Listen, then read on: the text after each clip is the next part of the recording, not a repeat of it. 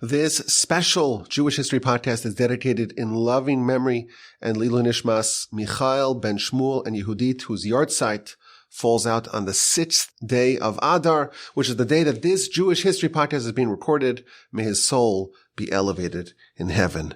It is indeed a special edition of the Jewish History podcast because this week our organization Torch, the Torch Center in Houston, Texas, we are hosting our annual fundraiser. The 2025 Torch annual campaign is happening right now, and the website is givetorch.org. We have one fundraiser a year. That's it. We asked all of our friends, all of our listeners to our many different podcasts to go to givetorch.org and make a contribution. Every donation is doubled, and you can support our great work, including the Jewish History podcast and, of course, the many, many other podcasts that come out of the Torch Center in Houston, Texas. Every donation is doubled.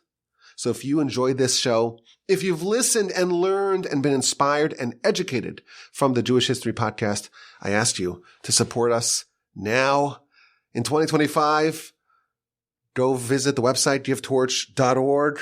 You can make a donation and it will be magically doubled, and you will take a part in ensuring that the great work of the Torch Center and all the incredible programs that we have over here, it continues in 2025 and beyond. Light the torch, kindle the torch, raise the torch. Visit givetorch.org. You can find the link in the description. And thank you so much for listening to the Jewish History podcast and for supporting our work. Again, givetorch.org. If you want to send me an email, my email address is rabbiwolbe@gmail.com. Perhaps the starkest difference between our giants, our heroes, our great leaders, and those of the nations is that with our sages, the more you know, the closer you get to them, the more refined you discover that they are, the more their nobility of character shines forth. Whereas we're told not to meet your heroes, the opposite is true amongst the nations. We've been graced with so many sages, people of true piety, with towering intellect, paired with saint-like humility and empathy and selflessness. My grandfather, blessed memory, used to say that he dreams one day to write comparative biographies, to take 10 great sages that we've had and compare it to 10 great heroes amongst the nations, and to compare the two, and to demonstrate up close the true saintly piety of our sages, the selflessness and the righteousness, and compare that to the greed and warped character of the people lionized by the nations. Our nation has always had and always will have great people, princes, princesses, giants, great, great people. We have an embarrassment of riches. So many exceptional, outstanding sages and scholars and leaders and people that could serve as fantastic role models. And where does it all come from? It comes from the Torah. We have the Almighty's Torah. And this is the recipe to turn a human into an angel. And my grandfather, blessed memory, used to say that there's no greater proof to the veracity, to the divinity of the Torah, then look at the results. The proof is in the pudding. When you see how Torah transforms a person, elevates a person, makes them more refined, makes them more spiritual, you know for sure that the Torah is not man-made. Our sages tell us, whoever studies the Torah lishma for its intended purpose, they merit lots of things, and they become beloved in the eyes of God and beloved in the eyes of mankind. And everyone looks up to them and admires them, and they get clothed in humility, and they become righteous and pious and straight and trustworthy and upright. And it lists a whole long list of transformations that happen to someone who absorbs the power of Torah. And when a person has the great privilege to meet a true Torah scholar up close and to see how Torah perfects a person, and you see a person with absolutely flawless character. I always wondered, does this even exist in the outside world? I don't know, Gandhi or Mother Teresa or the Dalai Lama, did they actually have flawless character? I don't know. But I can testify that I personally know dozens of people that don't have any discernible flaw. These are not people that write news articles about, or hymns, or movies, or people who win Nobel Prizes, people you'll pass in the street and you won't even notice that they're special in any way, but they are adorned with every conceivable positive trait, totally free of any bad trait, angels walking amongst us. And where does that come from? It comes from the Torah. This is the Almighty's prescription to achieve perfection. And if you see that and you appreciate that, you know for sure that this is not man-made. And I think a shining example of this, an outstanding example of this, is the story of the Chofetz Chaim, Rabbi Yisrael, Meir, Hakohen, Kagan. He was the preeminent Jewish leader in the late 19th and early 20th century. He was a man of legendary character and saintly piety, saintly humility and holiness and righteousness.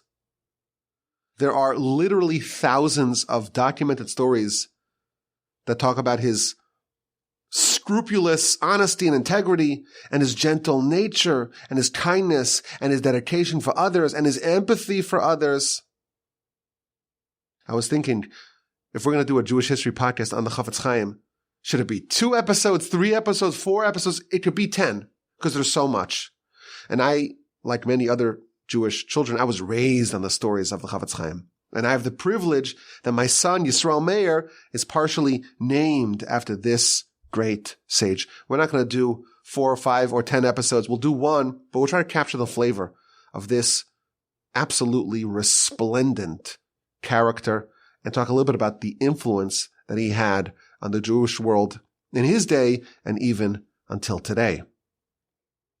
He was, of course, a person of unparalleled personal righteousness and piety, but his contribution to the nation and to the world extends way beyond that.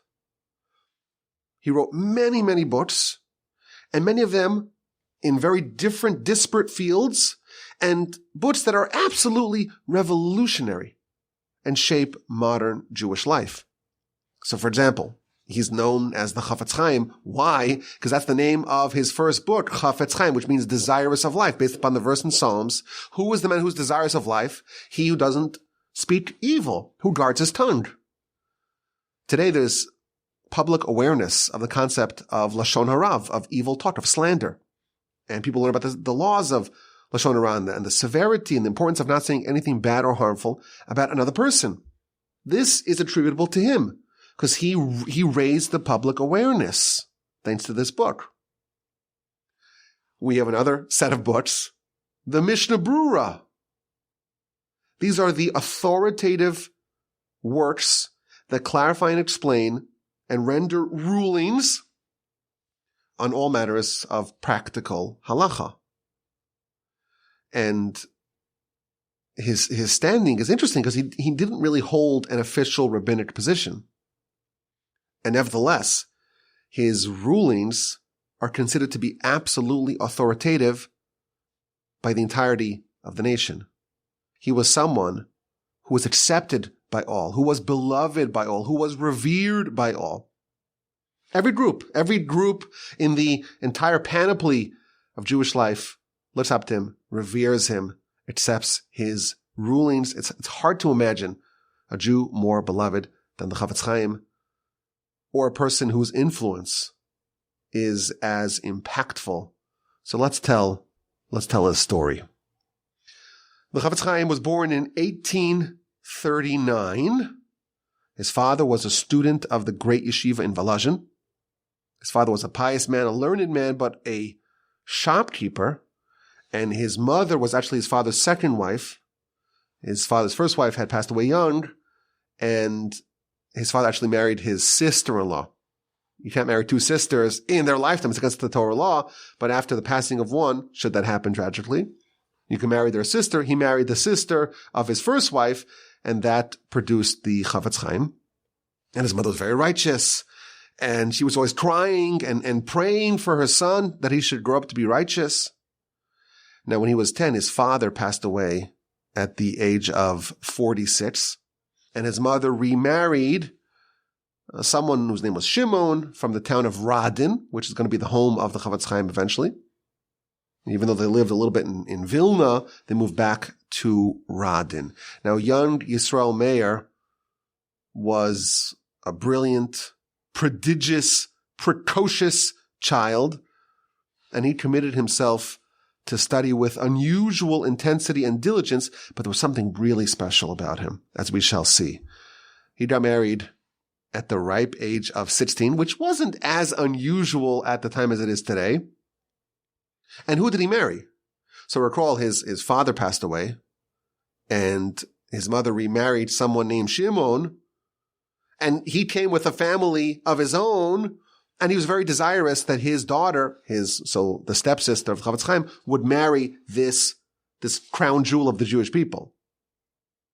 And you think about what's happening over here. We have a young man who's perhaps the most desirable, eligible bachelor in all of Lithuania. He's a scholar destined to become one of the giants of the Jewish people.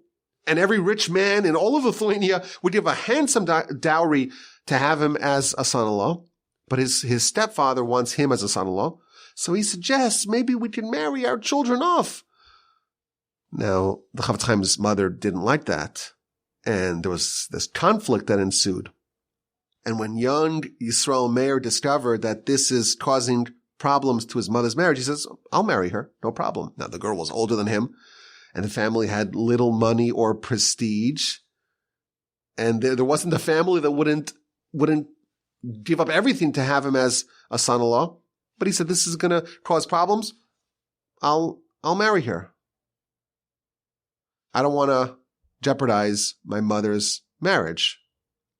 Now, this sounds wonderful, but his brother, he heard about it. And he said, what's happening? They're taking my brother. So he raced back to torpedo the engagement.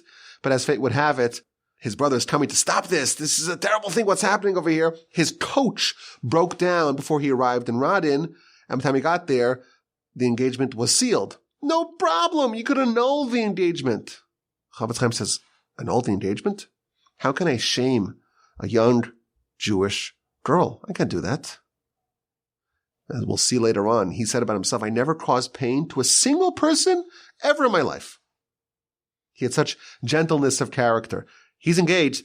He's going to marry her. And indeed, they lived together for 45 years.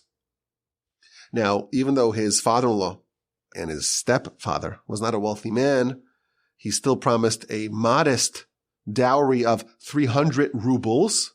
So at least the young scholar can concentrate on his studies.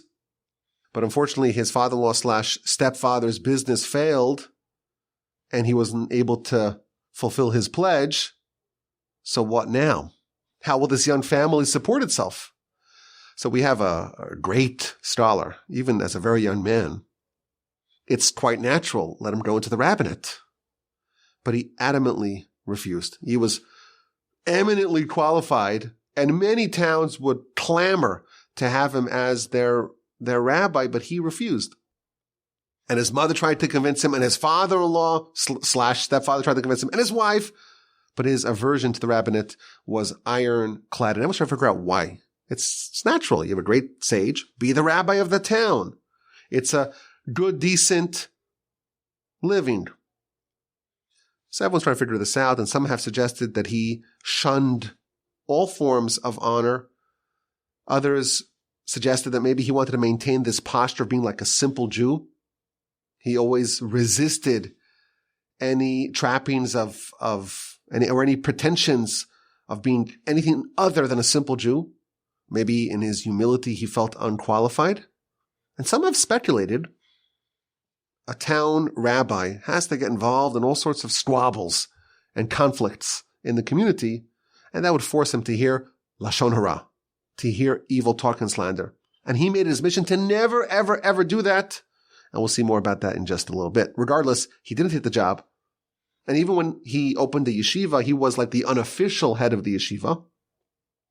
And there was a very brief stint where he was the rabbi in his hometown of Radin, but for the duration of his life, and he lived a very long life, he had no official rabbinic position.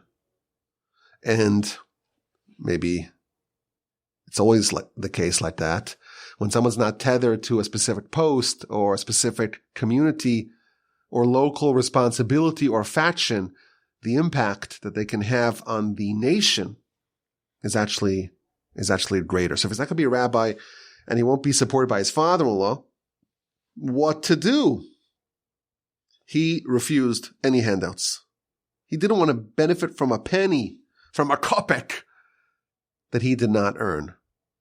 So he served as a tutor, and his wife opened up a dry goods store. So he would study all day, and he would come help his wife in the store on market days. And he was also the bookkeeper. There's lots and lots of stories about what happened in this little shop. So one thing he always made sure to do, to make sure that the weights and measures were 100% accurate. Because if you chip off, you sell 100 pounds or 10 pounds of a good, it better be 10 pounds or else you're stealing. So he was very, very fastidious about that. And he was known and renowned for his scrupulous integrity. So everyone wanted to come to his shop. And he said, it's not fair. There's other shops here. We're taking away business from other shops. So he told his wife, we're going to close early. We'll close and let everyone else have the business. But everyone still came early. He said, we're closing the front door. Business has to come in from the back. And then when customers would come to his store, he would say, there's another store and their merchandise is of better quality. And it's better to go shop there, to try to encourage people to go to his competitors. And his customers were Jews and non-Jews alike. And one story tells that on one market day, there was a non-Jewish customer who bought a piece of fish, but left it there in the store. And he didn't know which non-Jewish client bought the fish and didn't take it. He tried to ascertain who it was. He couldn't find out who he was. So when there was another market day, every single non-Jewish client that came in, he said, well, maybe this is the guy, gave him another fish. And again, the stories of his integrity are angelic. We can't imagine, this is a human like us, can't be. There's lots of stories about him where he would travel. Because when he wrote his books, he made his living off selling his books. So he's always traveling on trains and on wagons and all sorts of fantastic stories that come from those travels. And he was always dressed like a simple Jew. And it wasn't like he was, on the internet where everyone knew what he looked like. Even today, he didn't have his picture taken. So the famous picture of the Chofetz Chaim is actually the town butcher, allegedly. So once he's riding on a wagon. And the driver started playing games with him. They stepped out of the wagon to go for a little rest. So the driver just drove off and left him there, and he had to walk to the next town. But he gets to the next town, he's asking everyone who's the driver, not to berate him, but to pay him, because you got me halfway there. I have to pay you. For many years, he would travel from town to town selling his books.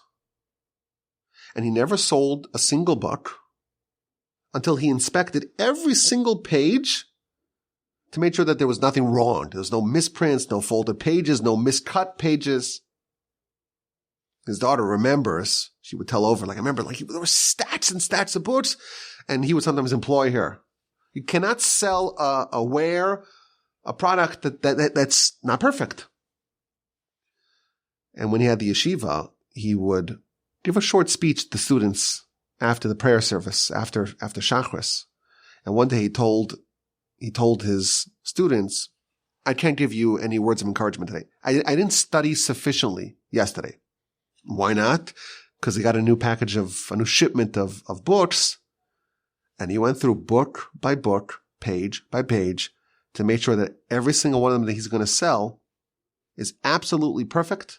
Otherwise, it's It's not, it's stealing.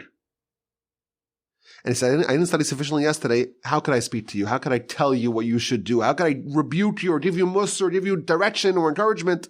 I'm not worthy of it. Even when he was traveling from place to place, he wasn't a great salesman. He wouldn't walk in and say, I'm the Chofetz Chaim that the whole world knows.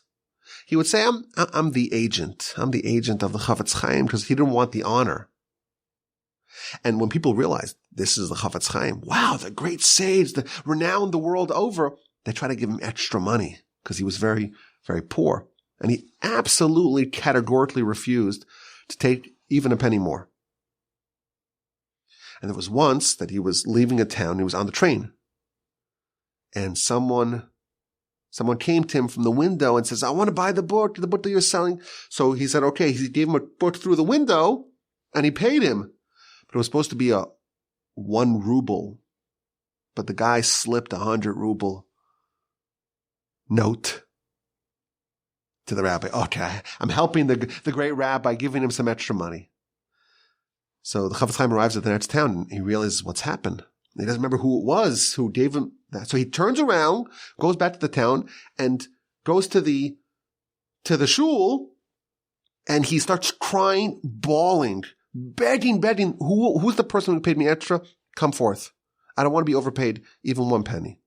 And eventually the person stepped forward and he made sure that his integrity was untouched.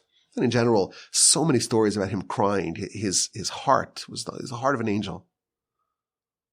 And he was very self-critical, not critical of others, self-critical. People used to hear him because he was always traveling to different places and he was in inns, and people would walk by his room and they would hear him for hours, rebuking himself, castigating himself, berating himself, speaking to himself. How could he do that? How could he do that? Always trying to improve. And once they heard him crying like unimaginable tears. Why? Because he made a cheshbon nefesh. What does that mean? It means that it's a self-introspection, calculation. How am I doing? Am I righteous? Am I wicked? Am I making the right decisions with my life or not? And he went through in his head every minute of his day, every minute of his week, every minute of his year to make sure I'm using it properly. The Almighty gives you a precious minute of time. Use it properly. And there were 10 minutes that were unaccounted for. And he could not stop bawling about those 10 minutes, those 10 precious minutes that he was not able to account for. For 4 years, he served as the head of a yeshiva in a place called Vashilashuk. And again, I would tell you the stories and you're like, oh, this sounds made up. But these stories are all true. These are verified. He lived almost 100 years. And thousands, tens of thousands of people met him, and these stories are all well documented. You can read this thick books on the Chofetz Chaim. So he would get paid by the owner of the yeshiva. He would get paid in 1 tranche before Pesach. It was a 50 ruble salary per year at the time. And it was Pesach 1 year, and he gets a lump sum. This is your money for the whole year. And as he's about to travel, he learns about a local bride in this town. She's a bride, but she's an orphan. And she doesn't have any money to pay for the wedding. And they were going to annul the wedding. So the great rabbi who just received his yearly pay finds the bride and gives her all of his money. And he had to borrow money to get home for Pesach. That's the level of righteousness and kindness and generosity and charity that we're dealing with. Once later on in his life, he was on a train and he had a significant amount of money and he was robbed. Someone robbed him. And there's a few different versions of the story. The man grabs his bag, steals all his money, and runs off the train. So the great rabbi chases him and he's screaming at him, it's hefker, it's hefker, it's hefker. Now, what does hefker mean? Hefker means it's a halachic state of ownerlessness. He doesn't want another Jew to be guilty of stealing. So they say, I don't own it, it's not mine, you took it from hefker, you took it from ownerless, you're not going to suffer on my behalf. There's another version of this story that a fellow passenger sees this. Even if you don't know who it is, you see it's a special-looking Jew, and someone grabs his bag, you chase after them. And the Chofetz Chaim says, don't chase him. Who knows? Maybe he needs to marry off his daughter. Maybe this is a dowry, and I want him to have it. He spent 4 years in that yeshiva, and he returned in 1869 to Radin, to his hometown, and he founded the yeshiva, which eventually became known as Yeshivas Chofetz Chaim, named after, of course, the book and kind of the name, the eponymous name that he was known the world over with. Now, this is not really a modern yeshiva the way we think of it. It's much more informal. They would study in the local base medrash, local house of scholarship, and the students would eat in local homes. So they studied in local shul and eat in local homes, and the conditions were very austere. But eventually the yeshiva grew, and it was time to build a more proper building for this yeshiva. So what did they do? They did a fundraiser. Things haven't really changed. And they start to raise money for the yeshiva. And it's going very slowly. I wonder what that's like. Now, near this town of Radin, there was a small little village. And there was a Jew there who was fairly wealthy, a man of means, but someone who was childless. So he comes to Radin to meet the Chofetz Chaim, and he says to him, listen, I don't have any children. I have some money. I would like to build the whole building. I'm going to cover it. But I want you to name the yeshiva after me, after my wife, so we have like a continuity, we have a legacy. So the great rabbi is very moved by this offer, but he says, I can't do it. The yeshiva, it's a public institution. If you cover all the costs, well then no one else has the opportunity to contribute. Can't be. I can't accept it all. So this man goes back to his hometown, and sometime later he finds out that the fundraiser is just not moving. They're picking up like pennies, and it's just going too slowly. So he comes back and he says, I demand to pay for the whole building. And he says, and if you're not willing to accept that, I'm going to take you to court, to a rabbinic court, to Beis Din. And they travel to Vilna, to the great Reb Chaim Ozer Grodzinski, and they each make their case. This man says, I would like to pay for the whole building. And yeah, if people will contribute, that's great, but it's happening too slowly. And the Chofetz Chaim says, well, it's a public institution, and I don't want to withhold the opportunity for the masses to contribute. So the great rabbi, the arbiter, he says, well, we're going to make a compromise here. We're going to take one wall of the building, and this will be yours. This will be sponsored by you and your wife, and the rest of the walls will be from everyone else. That's the resolution. Everyone's very happy, and they start heading back towards Radin, and this donor comes to the Chofetz Chaim and says, I want a blessing. So he gave him a blessing. He says, my blessing to you is, as long as I'm alive, you're alive. And the Chofetz Chaim lived deep into his 90s, which was not usual at the time, not very common. And this other person who was also really old, he outlasted the Chofetz Chaim. And indeed, a few days after Chofetz Chaim passed away, he passed away in fulfillment of this blessing. So the Chofetz Chaim has a yeshiva, and he would travel to raise funds for this yeshiva. Lots of travels in his story. And even though the yeshiva had some very notable faculty members, for example, Naftali Trupp, which is a name that you might not recognize, but anyone that had the great privilege of spending time in yeshiva, no, this is one of the great giants of the Torah world before the war. The great Rabbi Yerucham Levovitz was the spiritual dean of the yeshiva. And some of the very famous students went on to found yeshivas of their own.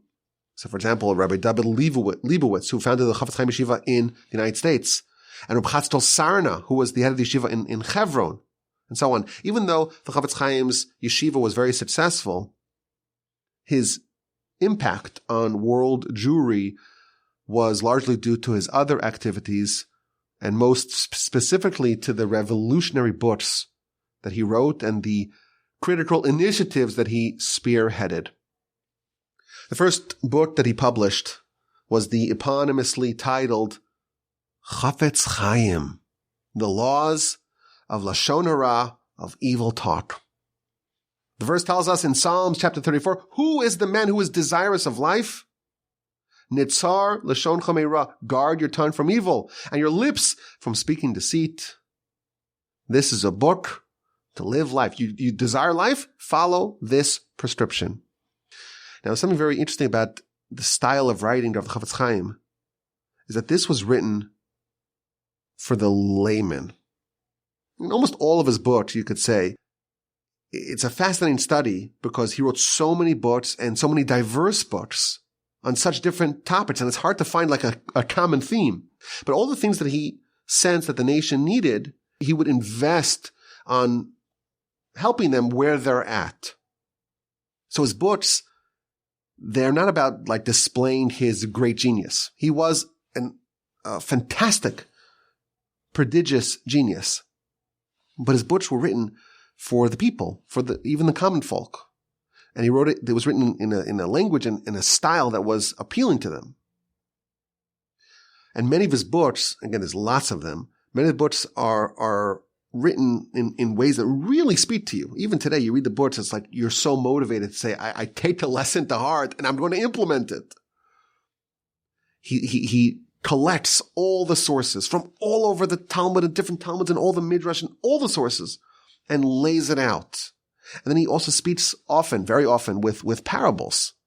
He had a way of couching powerful teachings in a way that resonated with the common folk. And there's lots of famous parables. You could fit a whole book with the parables of the Chofetz Chaim. A famous one about Mendel the baker. There was this baker, and the baker would always complain that people would come to his store and look at the loaves of bread. No, this one's a little bit too moist, and this one's too overdone, and everyone's complaining about the bread. And then war happened, and people came and they dove to try to take any bit of bread. And what's the difference? When there's a war, we don't look at the precise. We're not so picky. When there's a spiritual war and you're being attacked spiritually, the Almighty is very happy with any mitzvah that you do. You may think it used to be when things are calm and in peacetime, you could say, well, this person, maybe they're not so righteous. It's not so perfect. There's this flaw and that flaw. No, it's wartime now. Whatever we do is cherished and beloved by God. There's a very famous essay that he wrote where he looked at all the inventions, the phonograph and the telephone and the radio and the camera. And he said, these are all, the Almighty gives humanity the ability to invent these technologies because he wants us to have a visualization of spiritual realities. We think we say things and there's no way to record it. It doesn't matter. It's not imprinted anywhere. It's just words that just fly out and disappear. No, there's the phonograph, the telephone. You can record it and play it later. That's to teach us that our words are recorded and they're played later. And our actions are there's a camera watching us and measuring our every action. The radio was invented. Why? So of course we could add that the internet and television, all that. The telegram. He would talk about the telegram. Telegram, you pay for every letter. So you have to think, what am I going to say? I'm going to say the shortest amount of words so it's cheaper. That's how you have to be with your speech. Make sure you don't say one extra word and you don't say one word needlessly. Again, lots of famous stories. I'll tell you another famous one here. He told over to his students, he said that I woke up and the Yetzer Hara says, you're so old. How could you possibly get up? It's so cold outside. You're going to go to shul to daven, to pray. Go back to sleep. So he told his Yetzer Hara, says, you are even older than me. And you got up even before me. So I can certainly get up now. It's the famous analogy of the woman or the girl selling apples. And some ruffian comes and knocks out the apples and they start falling down. She starts crying. And all the people are grabbing apples, stealing apples from her.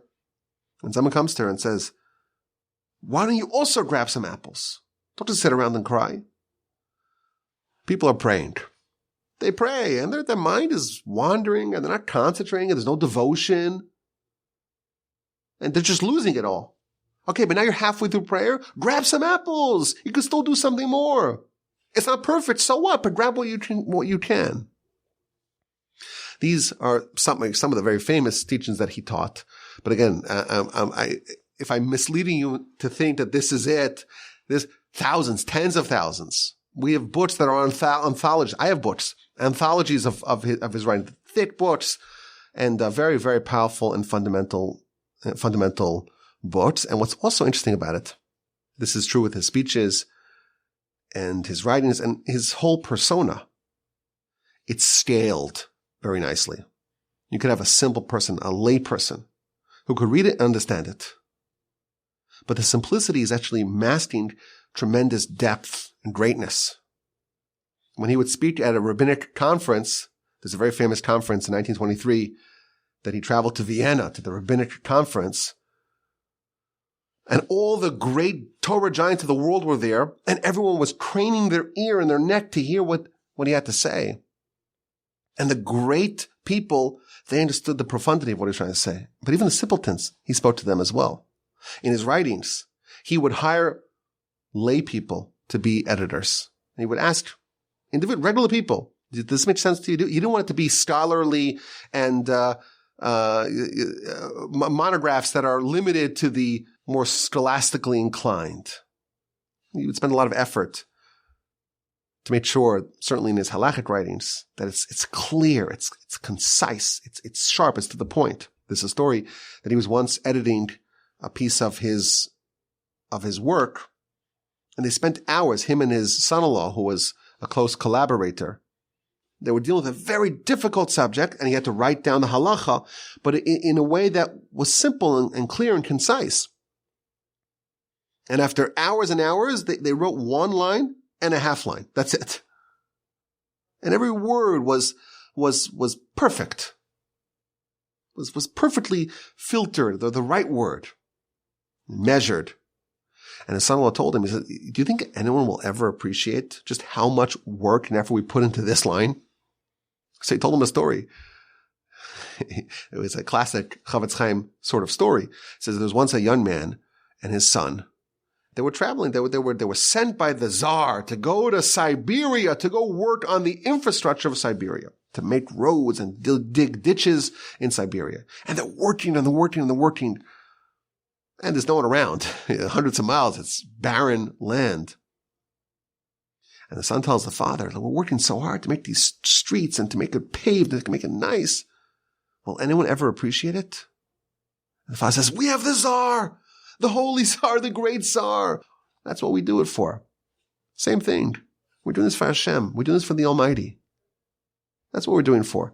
And how privileged are we to do it for that cause? And whether or not people enjoy it and realize what went into it, that's not our calculation. But it is indeed true that his books are accepted universally and revered and studied universally.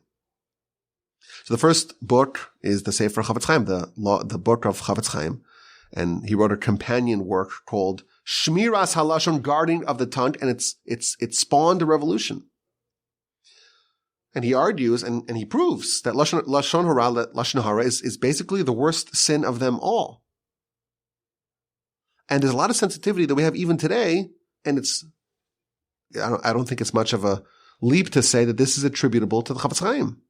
He resurrected this mitzvah. Lots of campaigns and initiatives across the world, even today. There's a sensitivity against speaking gossip. In Israel, there's these bumper stickers. And people wear bracelets. Lashon Hara lo medaber elai, which means evil talk, Lashon Hara, doesn't speak to me. That's a campaign. It comes from the Chofetz Chaim. Because this mitzvah, it wasn't taken seriously. It was ignored. It was neglected. And even in the Talmudic times, the Talmud says, basically everyone is guilty of this. And if you're not guilty of Lashon Hara, there's the dust, which means the fine, subtle types of Lashon Hara. That certainly everyone is guilty of. And there was no work to collect all the laws. There was no single work, a halachic work that assembles it all in one place. The laws are scattered all over the Talmud, the Midrash. And the Talmud says very harsh things about speaking Lashon Hara.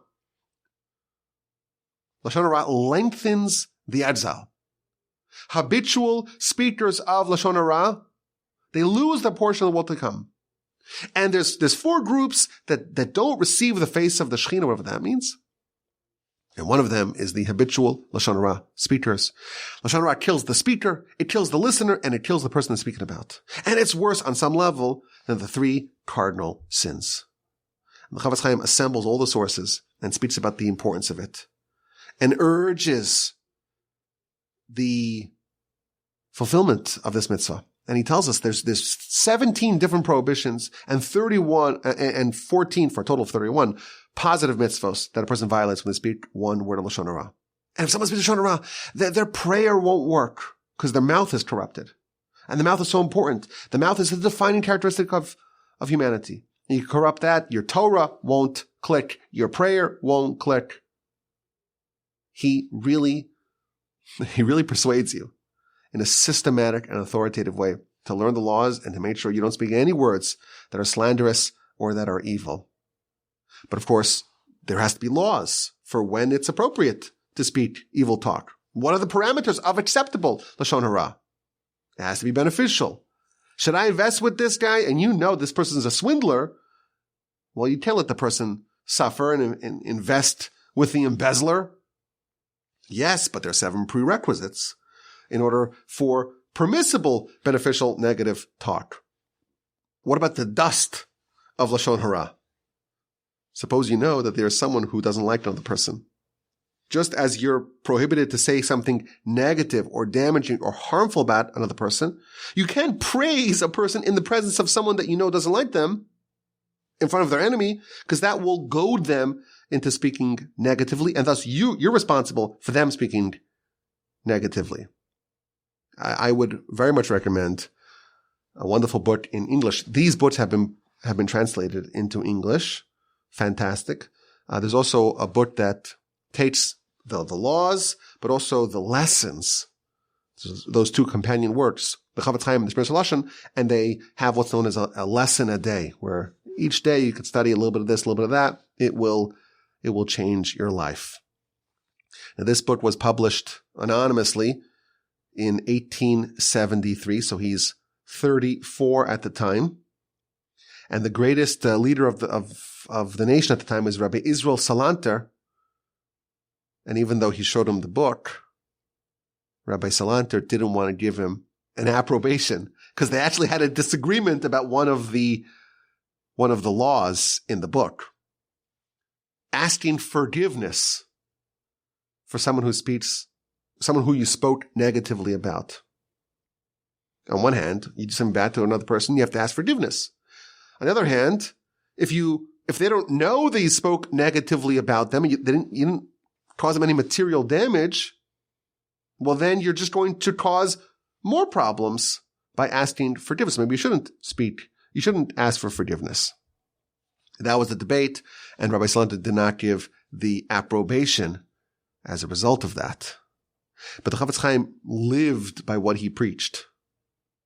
He had otherworldly fastidiousness about not listening to Lashon Hara. There's one story where he sat next to a farmer on a train. This farmer's sitting next to another Jew, so they're chatting. So what does he chat about? He's like his crops and his animals and his husbandry, and the Chofetz Chaim is listening intently to every word. And they arrive at the destination, and there's throngs of people. They're expecting the Chofetz Chaim to come. And this farmer's like, "Oh, I've been driving this guy nuts. I've been driving the Chofetz Chaim nuts for the whole train ride." So he went to apologize for wasting his time. He says, "No, don't you understand? I haven't enjoyed a conversation like this in a long time," because it was 4 hours of conversation without even a hint of any Lashon Hara. In general, they used to say about the Chofetz Chaim that he was very conversational. He was always speaking. You could speak and not violate Lashon Hara. He wanted to demonstrate that with his behavior. When the book was published, it was revolutionary. And it got a lot of attention, including some attention from some smart Alex. And they said, oh, this guy, he's 34 years old. He's going to tell us about these laws. We're going to go around and we'll start speaking. Despite speaking Lashon Hara, see what happens. Let's see how he reacts. So they were sitting at a table together and they start speaking to each other and they look over and they see the Chofetz Chaim fell asleep. No, there's no Lashon Hara in his orbit. Some have suggested that if you look at his writings, there's something so special about how precise they are and how the language just flows. Some speculated he maintained fidelity, the fidelity of his tongue, of his words, of his language. He never sullied his powers of communication with any Lashon Hara. And the Meir says, okay, your words will flow as if they came from a golden tongue. And there's one humorous story that I read from a very reputable source. It tells that the Chofetz Chaim was in his 80s already, and someone came to visit him, and he was on his bed, and he wasn't feeling well. And in the middle of the conversation, the Chofetz Chaim says, I want you to look inside my mouth. That's kind of terrifying. He says, look inside my mouth, count my teeth. And the rabbi opens his mouth and he starts counting the teeth, and he has pearly, healthy, robust teeth, not missing anything, which is unusual at the time without modern dentistry and all that. And he says, I guarded my mouth. The Almighty protected it as well.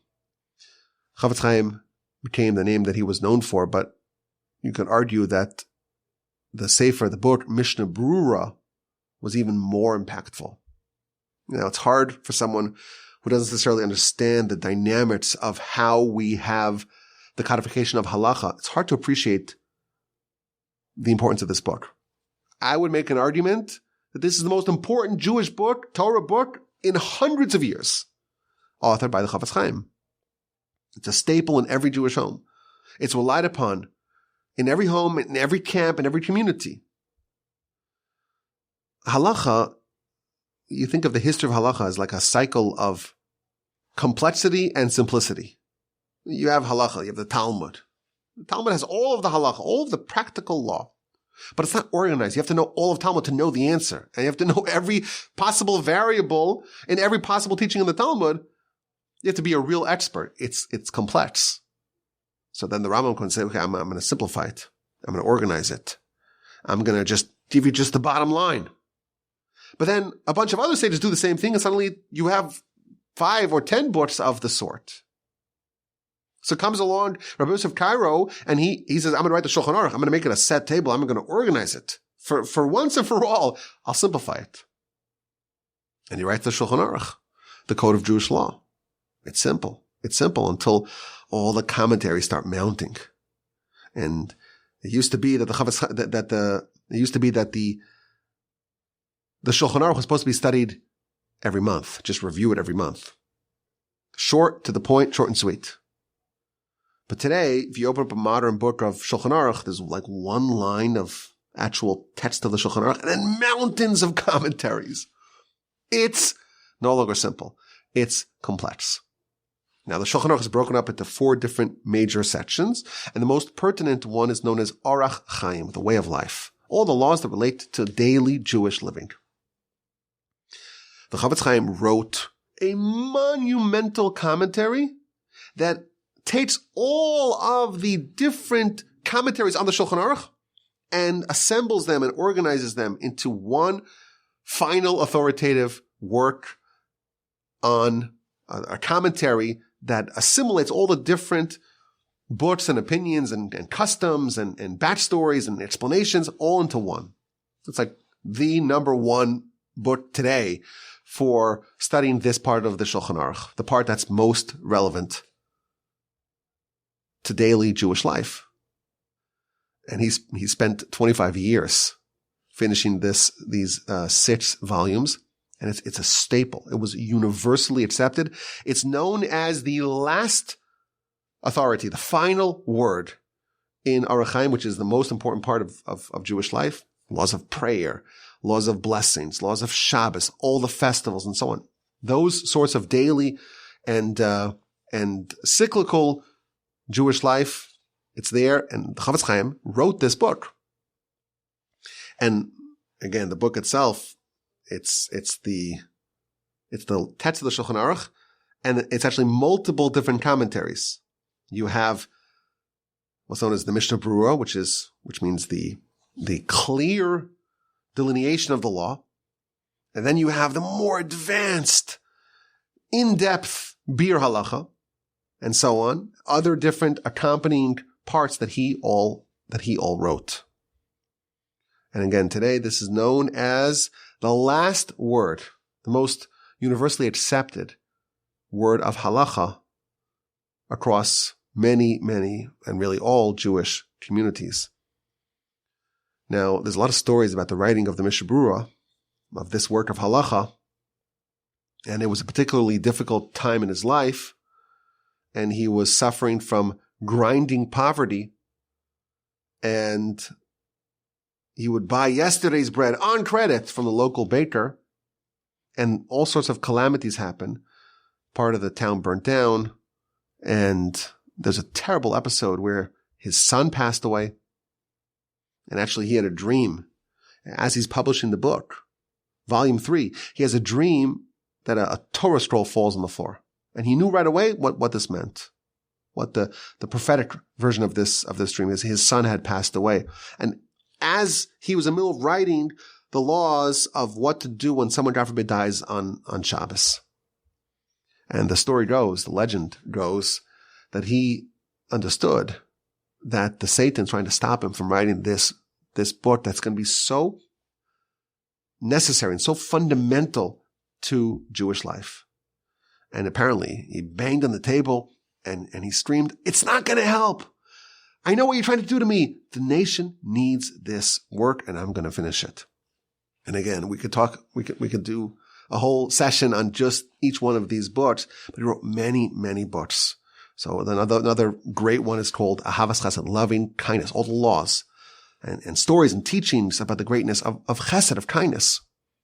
He wrote works about studying the more neglected parts of the Talmud, namely that of Kachim. There's a whole order of Mishnah, a whole section, major section of Talmud that deals with sacrifices. Well, we don't have a temple.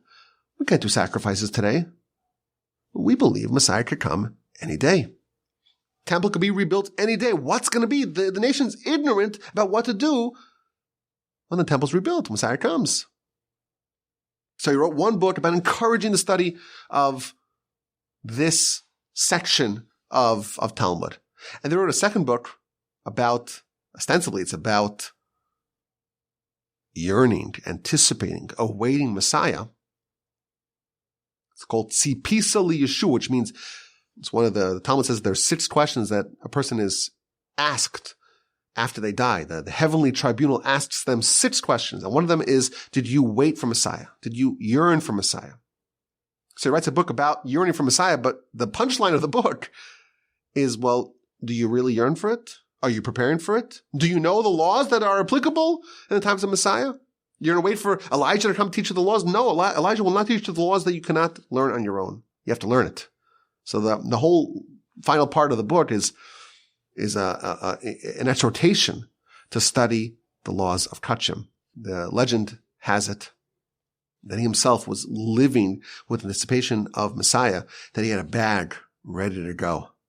And he had a suit ready to go, to put on, to don when Mashiach comes. And he himself was a Kohen, and he was even called in his lifetime the Kohen Gadol. He was known as the Great Kohen, because he was definitely going to be the Kohen Gadol. He was the greatest Kohen that we had at the time. And, well, there's a version of the story that I heard from someone here in Houston. Someone once, I think he gave a hitch to one of the descendants of the Chofetz Chaim. And he said to him, it's a well-known legend that your great-grandfather, great-great-grandfather, whatever it was, had a special bag ready for Messiah and a special suit to don when Messiah comes. He says, it's not true.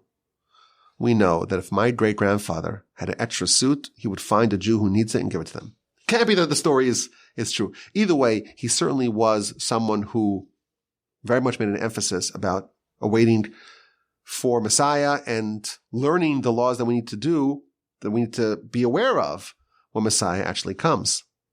He wrote a book to help the Jews traveling to America. At that time, America was a spiritual wasteland. There was no yeshivas, very, very little access to kosher foods. Jews are going to America. What's going to be with them? A synopsis of laws for everyday life. So they have a little bit of a manual for how to live as a Jew. He wrote a book, a guide for a Jewish soldier in the Russian army. What the Russians would do, they would take young Jewish boys, really everyone, they would conscript them at the age of 8 from Jewish families that have a quota from every town, and then they would be conscripted for 25 years. You have a Jewish child living amongst these Russian drunks. What's going to be of them? So he wrote a book written for Russian army soldiers who are Jewish. And it's interesting that if you read the book, he's very mindful of the censor. So he's paying tribute to the great Tsar, who's so wonderful and so beloved. But what are the halachic issues that a Jewish soldier will encounter? How to retain your Jewish observance in a very hostile environment. There's a famous story where he once encountered a man, Jewish man, but this man starts eating in a very aggressive way, and he's not making a blessing, and he's drinking whiskey like a peasant. So the Chofetz Chaim sees him and gently tries to rebuke him to behave more properly. And the innkeeper that was there, he says, no. This guy, when he was 8, he was taken by the Tsar's army, and he was there for years, and 25 years conscripted in the army, and spent 10 years in Siberia, and he became like a Russian peasant. Just let him be. So the Chofetz Chaim went over to this person. He said, it's unbelievable. I heard that you were raised from a very young age to live amongst the peasant Gentiles. And you didn't convert and become a Christian? I wish I had merits like you. I wish I was as righteous and as noble in the eyes of God as you are. In the next world, you will be viewed as a total tzaddik, a total righteous person. You forfeited so much for your faith. That's what he told the soldier. And the man started to cry and embrace the Chofetz Chaim. This is a typical example of a story. Someone who has such a wholesome heart, who was so gentle and so loving and so kind. Indeed, he was called a high priest, a Kohen Gadol. He lived like Aaron did, someone who loved people, who sought peace, pursued peace, loved people, and brought them close to Torah, never demonizing anyone, always trying to see them in a positive light and to do whatever he can to bring them closer. There's an interesting related story. When the First World War ended, there was a lot of Jews that were involved, Jewish communities that were right in the middle of the battlefields, and it upended Jewish life as it did life in general in Europe for 4 years. Chofetz Chaim was already a very old man at the time. And he traveled to Vilna to speak with the aforementioned Rabbi Chaim Ozer Grudzinski. And he said to him, we have to do something for the Jewish soldiers. We have to make some kosher food. They go to the army. There's no kosher food. So we have Jews who are forced to eat non-kosher. And some of them are stationed around the city. So you have to provide for them kosher food. At the time, it's like a very chaotic time. Like the city had very recently been occupied by an army. And there was so much trouble and so much suffering happening, and people didn't know what would tomorrow bring. And people didn't even know they had any food for bread for the next day. To think about the Russian soldiers, the Jewish Russian soldiers who don't have kosher food, it's not something that was really front of mind. But the Chofetz Chaim shows up. So Reb Chaim Ozer Grudzinski, who was considered to be the Gadol Hador, the greatest leader of the generation, and he was in Vilna, as is well known. says, listen, now is not the right time to deal with that. They've been eating with the general Russian army for a long time, for years. If it happens for a few more months, it's not the end of the world. So the Chofetz Chaim responded to him. He says, listen, people decided that I'm a righteous person. And they listened to me because I'm an old person. I'm not going to be here for forever. And I know when I come there, they're going to ask me, why did you not save Jews from eating non-kosher? Now I'm happy, I'm calm, because I'm going to tell them I went there, even though I was very old, and he had a lung infection at the time. I traveled to Vilna, and I tried, and I met the rabbi of the town, and he said, it's not the time to do it. Now I'm happy, I could go back home, I don't have to worry about it, I did what I can. So of course the great rabbi here says, "Oh, we have to do something." And indeed, they made a big announcement. The Chofetz Chaim is coming to speak, and he's speaking in the great synagogue in Vilna. And the Chofetz Chaim spoke about it, and they raised money, and they made a kosher kitchen for the locally stationed, garrisoned Jewish troops. My grandfather, blessed memory, when he was 19, the Chofetz Chaim passed away. And at the time, he was a student in the yeshiva in Switzerland. And his fellow yeshiva students, they said to him, why don't you give a eulogy for the Chofetz Chaim? So he gave a eulogy. And the main thrust of the eulogy is how the Chofetz Chaim was not a person who had an official post. And he had just a humble home in Radin, some small little town, backwater town. But without an official post and without any official prestige, his influence reverberated the world over. His words spread throughout the whole world. And my grandfather, the next year, or some months later, he joined the yeshiva in Poland, in the Meir, under the great Rabbi Yerucham Levavitz, who was a student of the Chofetz Chaim. And he discovered that the eulogy that he gave, it matched the eulogy that his new teacher gave on the Chofetz Chaim. But this is the story of the Chofetz Chaim. He didn't wear rabbinic garb. He wore like a casquette, which is like a layman's hat. Wasn't officially ordained as a rabbi. Resisted any publicity. He refused to be interviewed or photographed.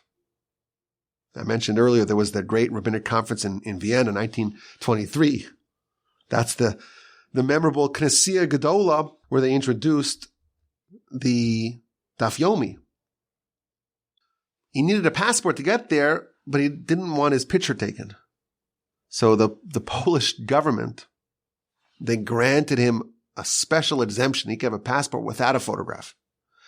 But when he got to part of the form occupation, he wasn't able to write rabbi because he wasn't officially ordained as a rabbi.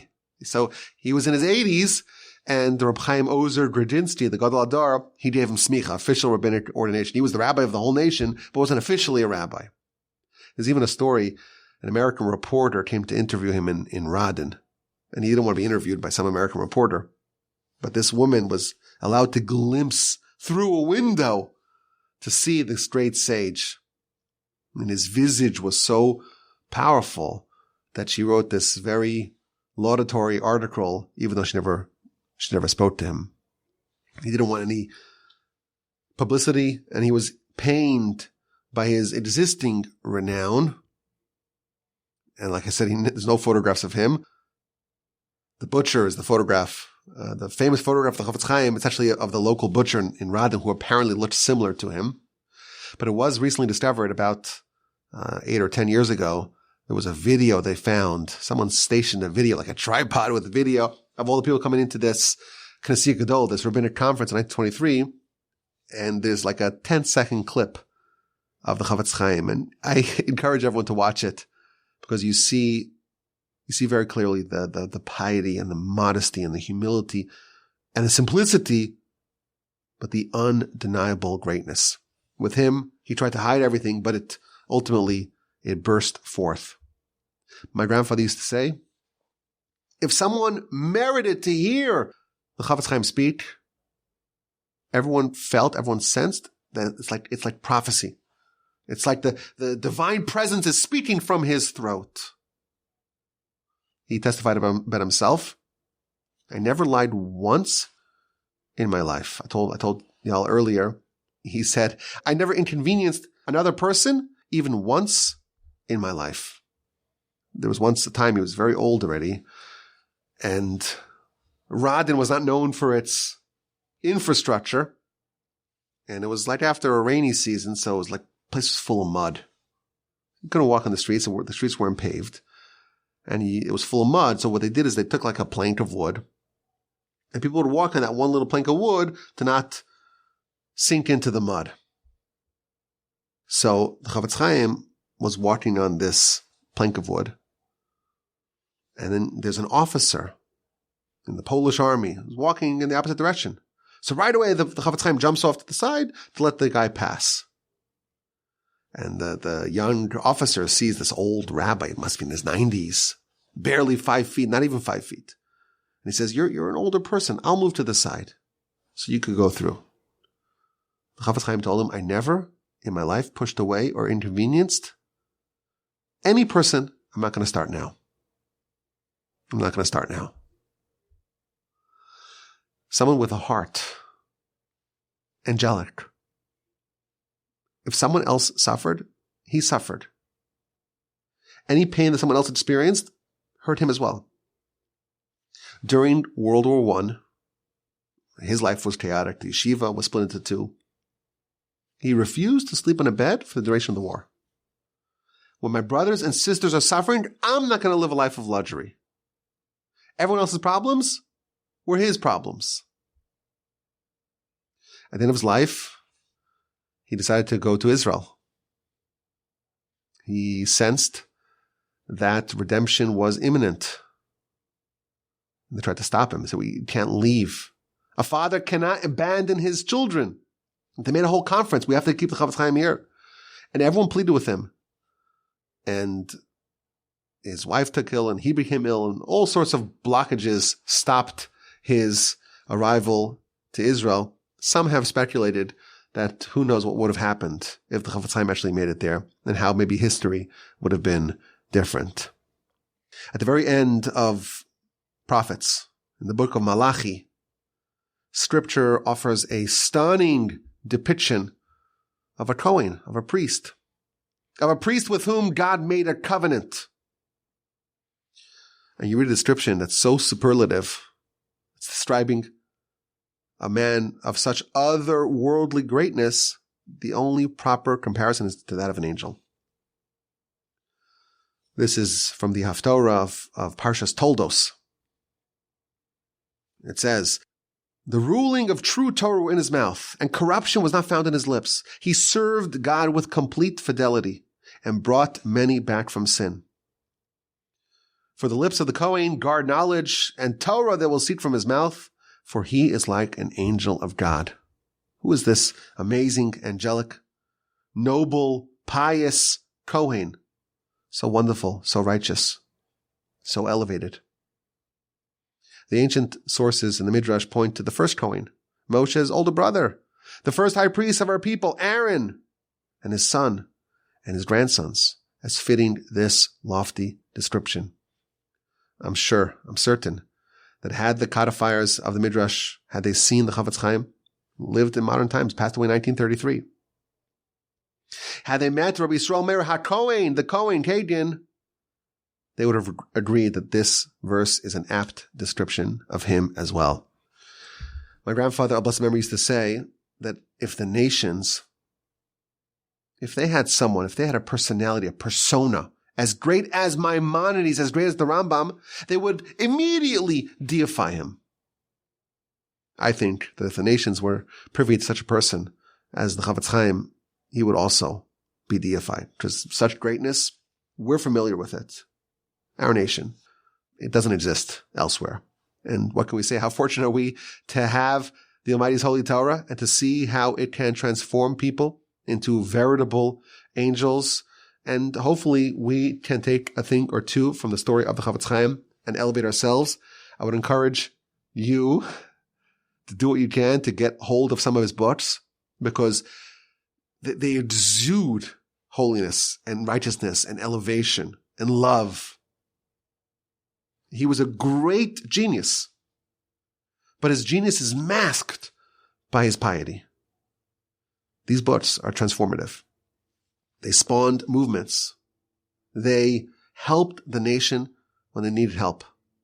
The Chofetz Chaim's influence towers over our generation, even though it's, almost 100 years since he passed. How fortunate are we to have had someone like that in our midst? May we all be so fortunate to elevate ourselves, to learn from his story and from his lessons, and hopefully to learn from his books, and to be elevated together with this great sage. I thank you for listening. This was a delight, as it always is.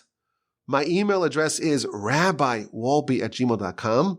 If you would like to support the annual Torch fundraiser, it's happening right now at givetorch.org. I look forward to your questions, your comments, and your feedback.